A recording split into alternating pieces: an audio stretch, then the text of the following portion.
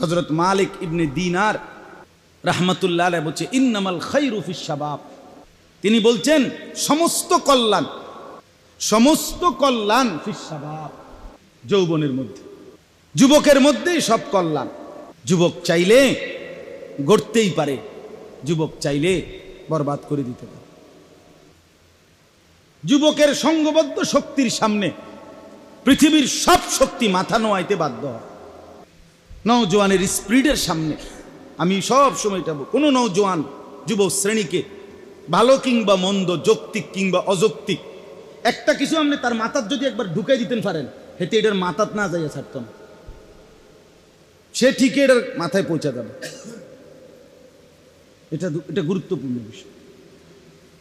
এজন্য যৌবন নিয়ন্ত্রণ করা কঠিন, তবে নিয়ন্ত্রণ করতে পারলে সরাসরি আল্লাহর আরশের নিচে তার ছায়া, তাকে রব্বুল আলামিন পাশে বসাবে, পাশে, এরকম পাশে বসাবে হাসরের ময়দানে। আল্লাহ আমার এই নওজোয়ান ভাইদেরকে তৌফিক দান করেন। নওজোয়ান ভাইয়া ফিকির করেন, জরুরি বিষয় বাপ। চারটা জিনিস একসাথ হইলে কোন যুবকের মধ্যে স্বাভাবিকভাবে চারটা জিনিস একত্রিত হয়। ওই কিতাবে আছে মিন ওয়াসায়া সালাফ লিশ-শাবাব, একটা আরবি ছোট্ট কিতাব আমি পড়ছি, আমার কাছে এখনো আছে। ওইখানে আছে যে কোনো যুবকের মধ্যে চারটি জিনিস একসাথ হয়। এক নম্বর কুওয়াতুশ শাবাব, যৌবনের শক্তি। দুই নম্বর ফারাগুল ওয়াক্ত, তার মধ্যে অবসর সময় বেশি তার কাছে, কারণ তে তো কামাই করে না, বুঝেন না, কামাই তো করে তার আব্বা। 3টা বাজে বাইরেছে, রাত 11টা পর্যন্ত, ঘরে ফিরার পরে জিজ্ঞাসা কি করছো? ঘুরছি। এমনি ঘুরছে চরকির মতো, বন্ধুদের সাথে কি করছে? ঘুরছে। এই যে ফারাগুল ওয়াক্ত মানে প্রচুর সময় তার কাছে কি আছে, থাকে। 3 নাম্বার হলো ওয়াফরাতুল মাল, তার কাছে সম্পদ, মাল, টাকা পয়সা বিপুল পরিমাণ থাকে, কারণ তার বাবা, তার মা, তার স্বজনরা তার যে কোনো আবদার পূরণ করে। সে ছোট মানুষ, পোলাফাইন মানুষ, এখনো চাকরি বাকরি করে না, কাজে তাকে দিতে চেষ্টা করে সবাই, যার কারণে তার কাছে টাকা থাকে, প্রচুর সম্পদ। আর 4 নাম্বার হলো কাসরাতুল ফিতান, তার সামনে অসংখ্য ফিতনা, লোভের হাতছানি থাকে। 1 নারীর ফিতনা, 2 মদ জুয়ার ফিতনা, 3 বন্ধুদের আড্ডার ফিতনা, 4 যে কোনো রকমের নেশা, অর্থাৎ অনেক রকম। দোস্ত যাইবিনি কুনানে মোটরসাইকেলে কক্সবাজার দিল, ছেড়া ঢাকার থেকে মোটরসাইকেল ছাড়লো, কক্সবাজার গিয়ে থামলো। বাসে যাইতে না, বাসে যাইলে সেরকম এনজয় হয় না, বুঝেন নাই কথা। আমার মুসল্লি ঘনিষ্ঠ মানুষ বলছে যে ওদের আমার 4টা গাড়ি, কোটি কোটি টাকার মালিক, আমার ব্যক্তিগত গাড়ি 4টা ওনার, আমার ছেলেটা 4টা গাড়ির একটা তো চড়ে না, সে মোটরসাইকেল চালায়, সারা রাত ঢাকার গলিতে মোটরসাইকেল চালায়, ঘাম বাইয়ে পড়লো সমস্যা নাই, এর কাছে এটা এনজয় করে, জীবন এনজয় করে। তোর গাম পরে তুই কি এনজয় করস? এটা এনজয়ের কি আছে? তুই ভাত খানার সময় ভাত খাও, ফেসাবে ধরলে ফেসাব করো, ঘুম যাওয়ানোর টাইমে ঘুম যাও না, আলগা কি এনজয় কি তা আমি এটাই বুঝি না। আর এত রাইতে তোমার এটা চায় কে? মানুষের হয়েছে মানুষের ঘুমে, তো তোমারে দেখে কে? কোন মক্কলে দেখে তোমারে? বেউকুফ তুমি। শুধু না, এটা আপনি বলেন না, এটা একটা বেহুদা না? এত ফালতু কম কাম জন্য বললাম, নারীর ফিতনা, সম্পদের ফিতনা, বন্ধুদের ফিতনা, মদ জুয়া, অবৈধ বিভিন্ন নেশা জাতীয়, মানে সবকিছুই তার কাছে রঙিন লাগে, সবকিছুই তার কাছে রঙিন লাগে, নেশা লাগে, সবকিছুই সে ধরতে পারে, ছুঁইতে পারে, কারণ তার তো শরীর সক্ষম, যৌবন আছে।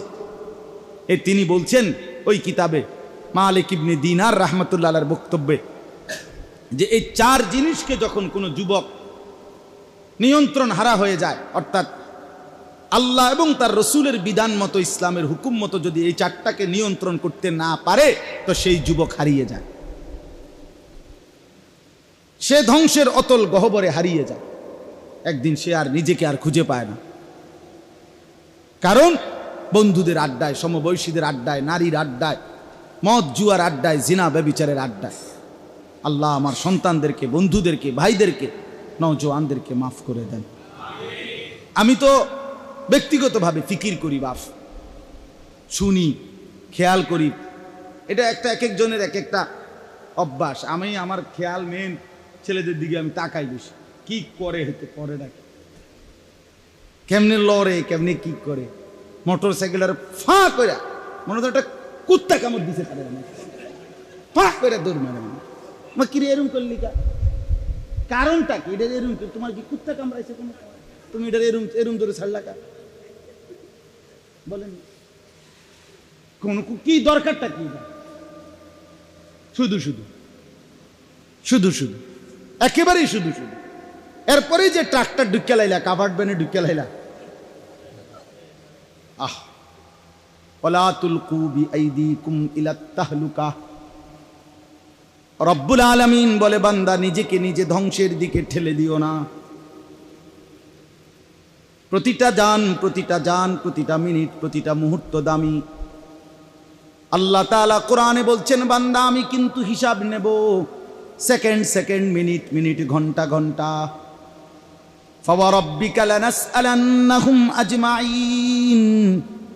আল্লাহ বলেন, বান্দা আমি কিন্তু আমার নিজের জাতের কসম, আমি আমার রবের কসম, আমি আমার আল্লাহ নিজেই নিজের কসম করে বলছি, আমি কিন্তু তোমাদের সকলকেই জিজ্ঞেস করব। আম্মা কানু ইয়ামালুন, যে যা করেছো বান্দা আমি একটা সেকেন্ডও ফেলে দেব না, জিজ্ঞেস করব। ওমা কুন্না আনিল খালকি গাফিলিন। আল্লাহ বলে, আমি কিন্তু আমার একটা সৃষ্টির ব্যাপারেও এক সেকেন্ড গাফেল নই। গাফেল তুমি, গাফেল আমি, গাফেল কিন্তু আল্লাহ গাফেল নয়। ওমা রব্বুকা বিগাফিলিন আম্মা তা'মালুন। আল্লাহ বলে, বান্দা তোমরা যা করছো আমি আল্লাহকে এক মুহূর্ত গাফেল ভেবো না। ওয়াকাফা বিদুনুবি ইবাদিহি খাবীরাম বাসীরা। আল্লাহ বলেন, আমার প্রতিটা বান্দার গুনাহের পূর্ণ হিসাব রাখার ব্যাপারে আমি আল্লাহ কাফা, একাই যথেষ্ট। আল্লাহ বলেন, সুম্মা লাতুসআলুন্না ইয়াওমা ইদিন আনিন নাঈম। আমার দেওয়া প্রতিটি নিয়ামত সম্পর্কে বান্দা আমি জিজ্ঞেস করব। লাতুসআলুন্না আরবিতে তাকিদের শব্দ, অবশ্যই অবশ্যই জিজ্ঞেস করব। হাদিসে আছে, নবীজি সাল্লাল্লাহু আলাইহি সাল্লাম বলছে, প্রত্যেক মানুষকে আল্লাহ প্রথম দুইটি নিয়ামত সম্পর্কে প্রশ্ন করবে। কয়টা? দুইটা। এক, আল ইসমাক, বলো বান্দা আমি কি তোমাকে সুস্থ শরীর দেই নাই? এবার বলো সেটার বদলা কি দিছ? দুই, ওয়া নুরবিকা মিনাল মা, আমি কি তোমাকে প্রতিনিয়ত তৃষ্ণার্ত অবস্থায় পানি দিয়ে তোমার তৃষ্ণা নিবারণ করি নাই? আমার সেই প্রতিবার তৃষ্ণার্ত অবস্থায় পানি পান করে যেই তৃষ্ণা নিবারণ করেছিলে, তারপরে আমার শুকর কি করছো বান্দা সেটা বলো। এরপরে আস্তে আস্তে আগাবো। আমার রোদ, আমার বাতাস, আমার আলো, আমার অন্ধকার, আমার হাত, আমার চোখ, আমার নাক, আমার কান, আমার পা, আমার আলো অন্ধকার, আমার দিন, আমার রাত, আমার ঘন্টা, আমার মিনিট, আমার সেকেন্ড, আমার দেওয়া তোমার স্ত্রী, আমার দেওয়া তোমার সন্তান, আমার দেওয়া তোমার সম্পদ মাল, একটা একটা করে বলো বান্দা কি করেছ? কি বলবেন বাপ? যুবক ভাই তোমরা যারা নামাজ পড়ো না, কি বলবা বাপ? হায় বাপ, কি বলবা? দুনিয়ার সমস্যার সমাধান তো হইল না, সমাধান তো হইছে না, পুরা সমাধান আসবে না। আরো আন্দোলন, আরো কিছু হলো, আরো চেষ্টা করিলেও এই পৃথিবীতে আয় উপার্জনের জন্য মানুষের যত কামড়া কামড়ি করুক, মানুষের সবগুলো চাহিদা, টার্গেট, প্রয়োজন পূরণ হবে না। দুনিয়া এক অতৃপ্ত জায়গার নাম, যেখানে কেউ কখনো তৃপ্ত হয় নাই। তুমি হবে কেন? কেউ যদি বলে উনি এই রাস্তাটা করে দিছে, উনি এই রাস্তা করে দেওয়ার কারণে পৃথিবীতে অমর হয়ে থাকবেন, রাস্তায় যেন ডাক দিয়া কয় আল্লাহ দোহাই আমি তো থাকতাম না, এবারটা কেমন অমর হইব? আরে বেকুব তুই কারে কস? আমি জমিন নিজেই তো থাকবো না, আমি দুনিয়াই তো থাকবো না, দুনিয়াতে অমর হয় কেমনে? অমর হইলে তো আমি নিজেই হইতাম অমর। এই জন্য বন্ধু বাপ সবাইকে বলি, রাত হয়েছে, আপনাদেরকে বুঝাইতে চাচ্ছি, খোদার কসম একটা একটা স্বপ্ন পরিকল্পনা সবগুলো পূর্ণ হবে না, একজনেরও না, অতৃপ্ত থেকে যাবে। দুনিয়া এক অতৃপ্ত জায়গার নাম। তৃপ্তির সব কিছু পরিপূর্ণ মিলবে শুধুই জান্নাতে। ওয়ালাকুম ফিহা মা তাশতাহি আনফুসুকুম, যা চাইবে দিল তাই মিলবে কোথায়? জান্নাত, জান্নাত। অতএব আমরা প্রত্যেকে ফিকির করি